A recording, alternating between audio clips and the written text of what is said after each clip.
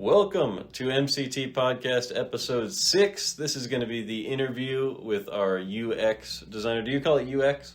UX, yeah. UX designer, Jonathon D'Amato. Is that pronounced correctly? It's pronounced correctly, yeah. All right, there you go. Don't call him Tomato. Yeah. All right. So, Jonathan, where did you learn about UX and how did you get into this space? Yeah, so in terms of UX specifically, I've always gravitated towards more creative fields. When I was young, I bought a camera from a thrift shop, right, or a pawn shop, and I started making little videos. And from there, I went, to college. I was going to do video. I loved just kind of making stories, and then at a certain point, I started doing graphic design. I loved that, and when I heard about UX design or user experience design, there's something about not just designing for the sake of making something fun or pretty or to market something, but actually using that skill to help guide people where they need to go on an interface, essentially making a useful design that I really, really liked. And so once I started doing that, I kind of never looked back. So you really liked that it's useful, you're designing something that has a purpose, Right. You're guiding people from A to B. Now, where did you go to school and what program did you learn about UX in? Yeah, so I live in Michigan now, but a while back I lived in North Carolina. So undergrad, I was doing video journalism, and then that was after that was the turning point. So I went to Elon University, and they had an accelerated program. It was basically the first half was, here is development, right? Here's software development, and here is design, right? UX design. The first half, I did both, and then I gravitated, like I said, towards the UX design. And the second half was kind of like the choose your own adventure. How do you want to use it? So from there, I focused on UX design. That's really cool. I'm actually, I was surprised to hear Elon because we actually had a couple of people from around here in Rochester go to Elon. Mm-hmm. A couple played soccer. A couple families ended up going there. I also have seen there's these, I think it's a couple friends that go to Elon and they have sunglasses on. Have you seen those? Where they hold up a sign and it just says, solve the problem and get $500. And there's one guy just standing there with $500. Oh, and then right. There's like a sign. And then people have to figure out what's going on and complete the challenge. And okay. I never noticed that was Elon. Interesting. Yeah, it's mostly at Elon from what I've seen. Huh. So, a couple cool facts about Elon. It's a great business school in case you're looking. But going off of that, you got started, I believe, in the auto industry. Mm-hmm. Tell me a little bit about what you did for your previous company. Yeah, so there's been an auto industry theme in a lot of my work. The first job out of that program was working for an automotive marketing agency. So I was mostly working on dealer-facing websites, or dealer websites that face the consumer, some of their marketing material, but mostly, web design. And then most recently, I was working for a company that worked with different OEMs, and we provided the platform where they sold their car parts, right? The official OEM car parts. So there's been kind of a theme of, like I said, the auto industry running through my career. All right, and then you end up here at MCT within the last couple months. Mm-hmm. How have you enjoyed it so far? I love it. Yeah, it's a great place to be. There's a lot of work to do, right? Because we're a really small company. I think I was the 11th hire, and they've hired someone since then. So I think we're 12 people total. But really scrappy. Everyone's got their own space that they work in. But then obviously, if anyone needs help, we're all here to help. So yeah, I love it. Yeah, it's flexible, a lot of fun. If anyone's out there really talented, definitely get in contact. But within MCT, what have you really targeted so far? So recently it's been team practice. So for those of you not familiar, team practice is a way that we can evaluate a role play scenario, right? So if we've got, let's say, a salesperson, someone that's playing a customer, and then we've got a group of people that get to observe that role play happening, right? There's certain objectives that you have to hit as the salesperson. And as that role play is going through, the people are essentially grading you on each of those objectives. And so at the end of it, sometimes, this one objective will have several different ratings. And we have to look back and say, hey, why did you give this person a 2? Why did you give this a 1? And so it's kind of a way to catch different behaviors as a group and really kind of hone your skill and hone your understanding of what exactly the testers are looking for. So most recently I've been working on the team practice. We're also working on overhauling the self-study guide, which is basically where we're using AI to role play with, right? So I'll be the salesperson, the AI is the customer, and then we use that to basically build better relationships when it's people to people. So we're overhauling that system and even the class system, where we're going from kind of an old slide version to an integrated app that kind of takes you through that entire class. All right, so you gave us a lot there. We have the team practice guide. You kind of gave us an overview, talked about self-studies and how slides are going to be changing to more integrated. When we go into the team practice guide, what has changed? If someone's used our platform before, what is the new one going to look like, and why should they be excited about it? So a big thing is the new one is going to be on the phone, right? So on the app, it's kind of like a virtual classroom in a way. Maybe a classroom is not the best way to put it, a virtual group, right? So I can go in on my app, join the class, and then the instructor has the option to let everyone into the class. Everyone can see the different cases that they're going to line up, whether the person is trading in a car, is not trading in, what their budget is, what they're looking for, different objections that might need to be handled. And so the salesperson will be isolated. They can kind of talk about it. They come back and everyone can grade the role play right there on the app, and then at the end of that everyone can see each person's rating, and then the instructor can kind of walk through hey, why did you choose this, why did you choose that, and really it's just easier for everyone to be involved in the team practice because they have their own version or their own personal view of everything that's happening in the class. Yep. I can see where that's useful. The other thing is, with the new team practice guide, instead of having to use one of our slides that has a case on it, now there's a case generator. That's actually where I came in. And so what I did was I took some of those cases, used them as examples, and set up the AI to give you some of that free creativity. If you're out of ideas, you want the AI to generate you a case, a potential objection, something you haven't thought of potentially. Maybe what the customer might do that might make it a little more challenging, or a different type of customer than someone in the room. You want to know what that might look like? Well, you can hit generate case.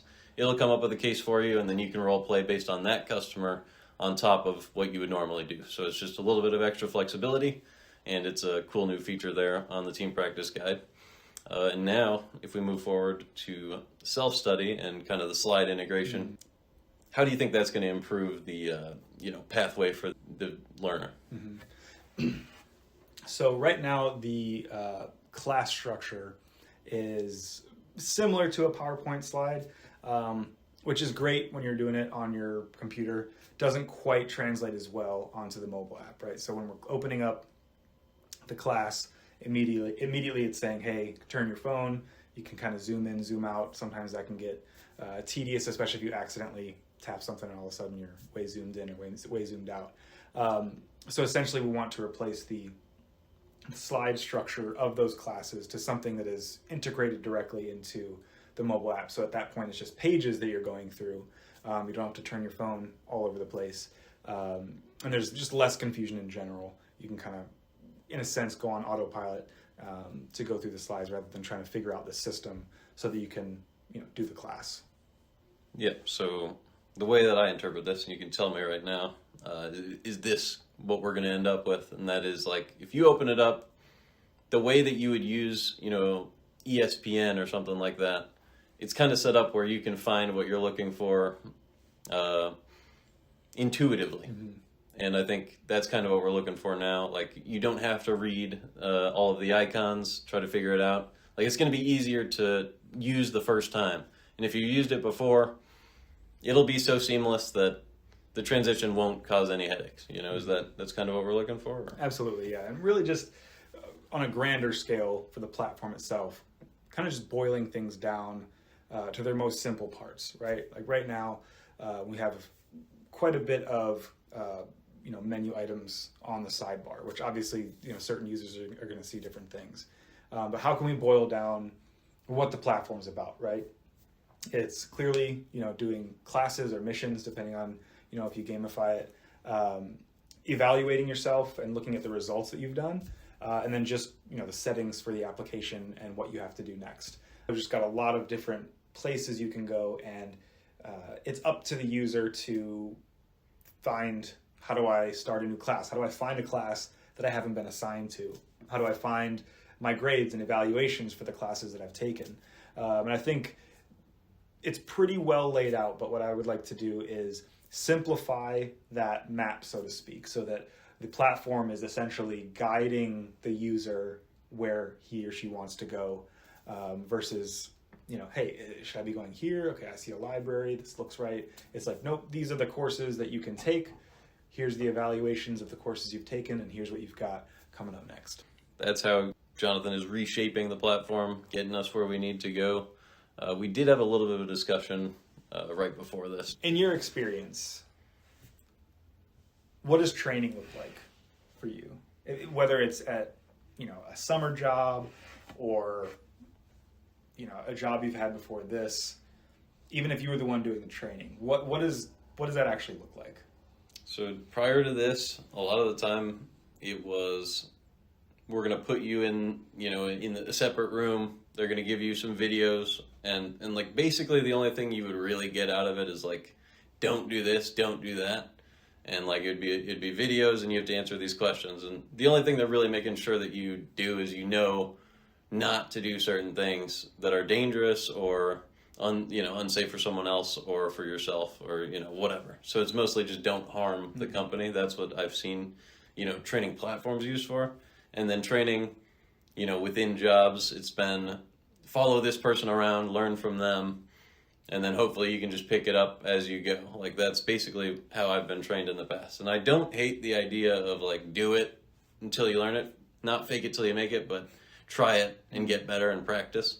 But we approached that very directly here, and even being trained here, it was the most seamless and like easily built up training that I've received in any job. So they know what they're doing here when it comes to training. But and to your point, it obviously depends on the type of job, right? If you're a server at a restaurant, you're probably going to shadow someone. You're going to watch what they do, and you're going to pick up their habits, most likely, right?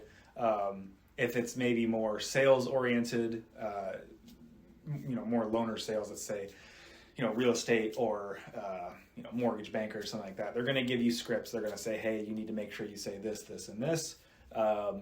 So you'll go out, like you said, not fake it till you make it, but do it till you know it. But that's the thing, is like, do you know it, right? And then you come in a week later and they pull up, transcripts of your calls or whatever it is. And they say, okay, here's where you could improve. You could say this more. You could take this out. You see how you were a little unsure here. And for the most part, training is either going to be woefully, underdeveloped, right? Where it's like, hey, just don't harm the company. If you see something, say something. Should you stack this many things? No, you shouldn't. Okay, great. You got an 85. You pass. And that's the extent of it. Or it's, we're gonna lightly evaluate you every once in a while. That might help you out here and there, but it's going to be few and far between. And that's something that I like about my trainer specifically, is every single objective for the job that you're doing, for whatever it is you're being trained on, is listed out. And then when you train, when you role play, when you're part of those classes, all of those objectives are being evaluated based on what you're doing, what you're saying. And, with a lot of our clients, they do multiple trainings per week, right? So you're constantly being evaluated on these objectives. It's not every week you say, oh, say this a little bit differently, do that a little bit differently. It's here exactly what we're looking for and what you should be doing to be successful. And you're going to run that play over and over and over again. And because of the AI, you could do it at 6 in the morning, you could do it at 2 in the morning, at on your lunch break, right? You can talk with that AI, train with that AI, and then that translates to just being more successful in whatever it is that you're being trained to do. Not only that, not just to mention that, but also soon we're gonna, I mean, this might be the distant future, but it's not too far away. We're gonna have this in Apple CarPlay, and people will be driving, and you'll be able to just talk as you drive with the AI and do your role play there. So that is just a really cool feature we're looking forward to as well. So be on the lookout for that. Yeah, and honestly, there is so much potential for this type of training, right? Right now, we are very primarily in car dealerships, right? The founders of the company have a lot of history in car sales and car dealerships. But as they've said multiple times, and I'm sure you guys have talked about it on the podcast a lot, the whole point of this system is to enrich the communication and the relationship between people, right? It's not, hey, we have an AI that can now be a chat bot and we don't have to hire someone to take customer chats or phone calls.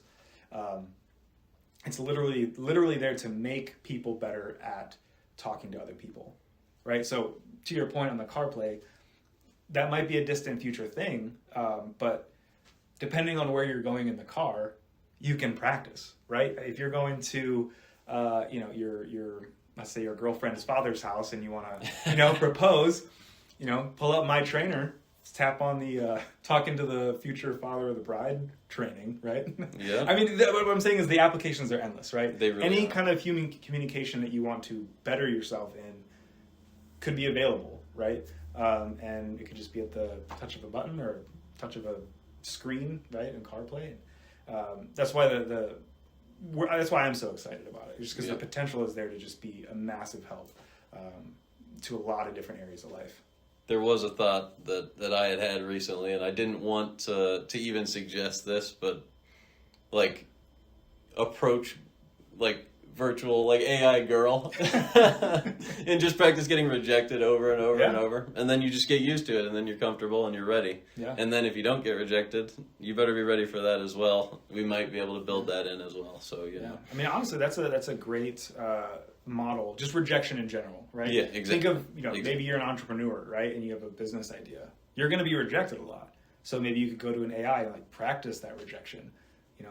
Overcoming obstacles or overcoming objections is a huge thing just in life, right? A lot of times some people might have a blind spot, like whether it's their product that they're selling or whatever it is, that AI can kind of help draw out. Like, okay, this was an objection that I heard. How do I answer that? And this is where the AI can both help you game that, right? Find that objection and then train you to overcome that objection.